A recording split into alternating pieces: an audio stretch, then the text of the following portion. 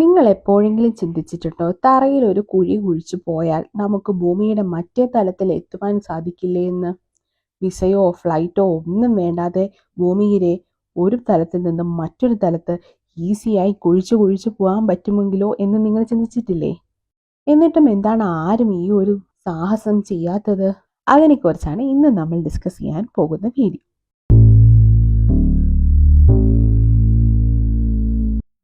നിങ്ങൾ ഒരു സ്പെഷ്യലായി ഡിസൈൻ ചെയ്ത ഡ്രില്ലിംഗ് മെഷീൻ ഉപയോഗിച്ച് ഭൂമിയിലെ നടുവിലൂടെ ഒരു ഹോൾ ഉണ്ടാക്കി മറ്റേ കരയിൽ എത്തുവാൻ ഒരു ശ്രമം നടത്തുകയാണെന്ന് വിചാരിക്കുക. എന്നാൽ ഈ ഒരു ദൗത്യത്തിൽ എന്തൊക്കെയാണ് സംഭവിക്കുന്നതെന്ന് നമുക്ക് നോക്കാം. ഭൂമി നിർമ്മിച്ചിരിക്കുന്നത് വെറും പാറകളും മണ്ണുകളും കൊണ്ട് മാത്രമല്ല. ഭൂമിയുടെ അടിയിലേക്ക് പോകുമ്പോൾ ഓരോരോ ലെയറുകളുണ്ട്. ഓരോ ലെയേഴ്സും മറ്റൊന്നിനേക്കാൾ ശേഷിയുള്ളവയാണ്. ആദ്യത്തെ ദൗത്യം ഭൂമിയിലെ ഏറ്റവും ഔട്ടർ മോസ്റ്റ് ലെയറായ ക്രസ്റ്റ് ആണ്. നാം ഉൾപ്പെടെയുള്ള എല്ലാ ജീവികളും ജീവിക്കുന്നത് എർത്തിന്റെ ഉപരിതലമായ ക്രസ്റ്റിലാണ്. എർത്ത് ക്രസ്റ്റ് ഏകദേശം 60 മൈൽസ് തിക്നെസ് ഉണ്ട്. എർത്ത് ക്രസ്റ്റ് കുഴിക്കുന്നത് ഒരു നിസ്സാര കാര്യമാണെന്ന് വിചാരിച്ചാൽ തെറ്റി. ആഴങ്ങളിലേക്ക് പോകുന്തോറും ക്രസ്റ്റിന്റെ കട്ടി കൂടിക്കൂടി വരുന്നു. ഭൂമിയിൽ ഡ്രിൽ ചെയ്തിട്ടുള്ള ഏറ്റവും ഡീപ്പസ്റ്റ് ആയിട്ടുള്ള ഹോള് റഷ്യയിലെ കോല സൂപ്പർ ഡീപ്പ് ബോർ ഹോളാണ്. അതിന്റെ ആഴം 7.6 മൈൽസ് മാത്രമാണ്. അത് ഭൂമിയുടെ ഉപരിതലത്തിൽ തന്നെയാണെന്ന് പറയാം. പിന്നെയും നമ്മൾ ഡ്രിൽ ചെയ്ത് താഴോട്ട് പോവുകയാണെന്ന് വിചാരിക്കുക. താഴോട്ട് പോകുന്തോറും പ്രഷറും ടെമ്പറേച്ചറും കൂടി വരുന്നു. ടെമ്പറേച്ചർ കൂടി സ്റ്റീലിനെ പോലും ഉരുക്കുവാൻ പാകത്തിനാകുന്നു.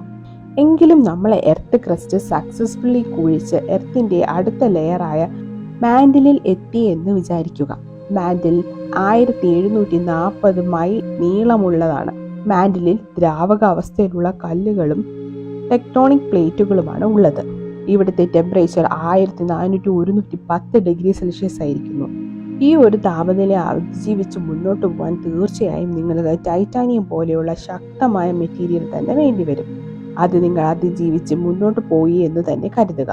അടുത്തതായി ഭൂമിയിലെ ഔട്ടർ കോറിലേക്കാണ് നമ്മൾ എത്തുന്നത്. ഈ ലെയർ മോൾട്ടൺ അയണും നിക്കലുമാണ് കാണുന്നത്. ഔട്ടർ ലെയറിന്റെ ആഴം 1800 മൈൽസ് ആണ്. ഇവിടുത്തെ ടെമ്പറേച്ചർ 3952 ഡിഗ്രി സെൽഷ്യസ് ആണ്. തിളയ്ക്കുന്ന ലാവയുടെ ഒരു കടലാണ് ഔട്ടർ ലെയർ. ആ ഒരു ചൂടിനെ അതിജീവിക്കാൻ എന്നത് അതികഠിനം തന്നെയാണ്, അസംഭവികമാണെന്ന് തന്നെ പറയാം. എങ്കിലും നമ്മൾ ഭൂമിയിലെ അടുത്ത ലെയറായ ഇന്നർ കോറിൽ എത്തി എന്ന് വിചാരിക്കുക. ഇന്നർ കോറിലെ അതികഠിനമായ പ്രഷറും ടെമ്പറേച്ചറും ഏതൊരു വസ്തുവിനെയും കത്തിച്ച് തരിപ്പണമാക്കുന്നു. എങ്കിലും നമ്മൾ അതും കഴിഞ്ഞ് മുന്നോട്ട് പോയി എന്ന് വിചാരിക്കുക. ഇന്നർ കോർ കഴിഞ്ഞ് പുറത്ത് വന്നു എന്ന് എർത്തിന്റെ സെന്റർ കഴിയുമ്പോൾ ഭൂമിയിലെ അതിശക്തമായ ഗ്രാവിറ്റേഷണൽ ഫോഴ്സിന്റെ ഊഴമെത്തി. ഗ്രാവിറ്റി നമ്മളെ ശക്തമായി വന്ന വശത്തേക്ക് വലിക്കുന്നു. ഇതുമൂലം മുന്നോട്ട് പോകാൻ കഴിയാതെ വരുന്നു.